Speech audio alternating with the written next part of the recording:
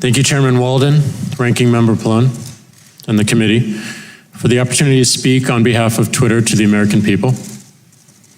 I look forward to our conversation about our commitment to impartiality, to transparency, and to accountability. If it's okay with all of you, I'd like to read you something I personally wrote as I thought about these issues, and I'm also going to tweet it out right now. I want to start by making something very clear. We don't consider political viewpoints, perspectives, or party affiliation in any of our policies or enforcement decisions. Period. Impartiality is our guiding principle. Let me explain why. We believe many people use Twitter as a digital public square. They gather from all around the world to see what's happening and have a conversation about what they see.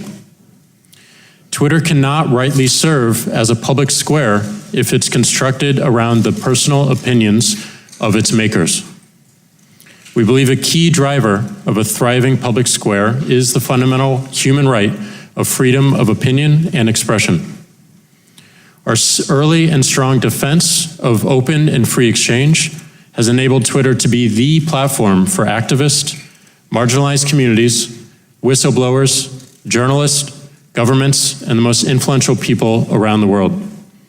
Twitter will always default to open and free exchange.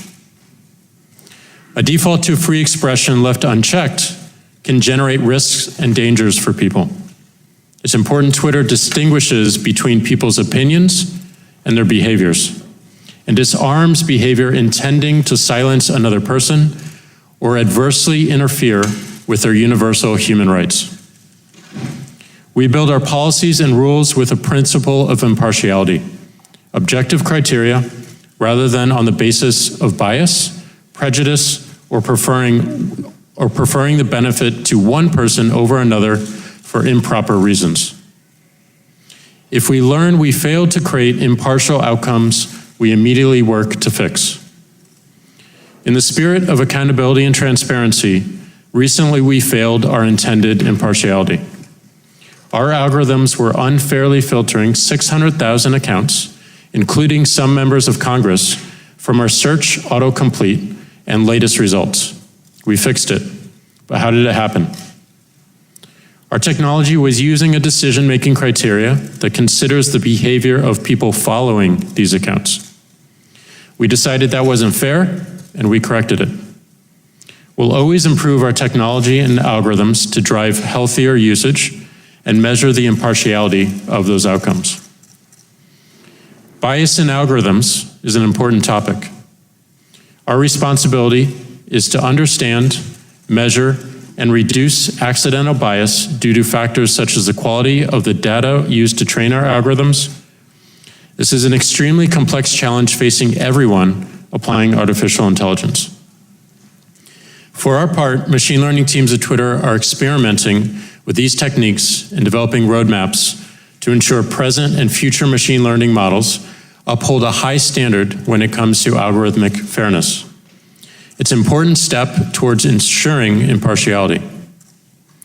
Looking at the data, we analyzed tweets sent by all members of the House and Senate and found no statistically significant difference between the number of times a tweet by a Democrat is viewed versus a Republican, even after all of our ranking and filtering of tweets has been applied.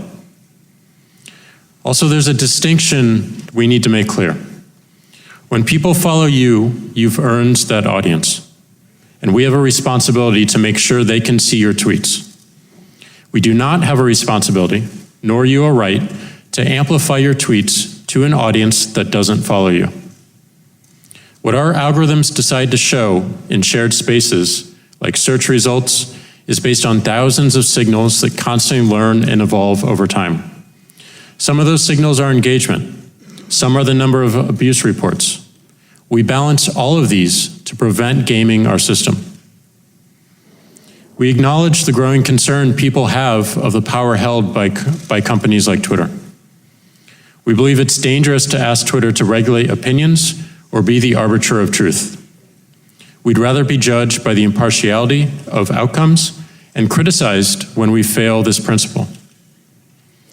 In closing, when I think of our work, I think of my mom and dad in St. Louis, a Democrat and a Republican.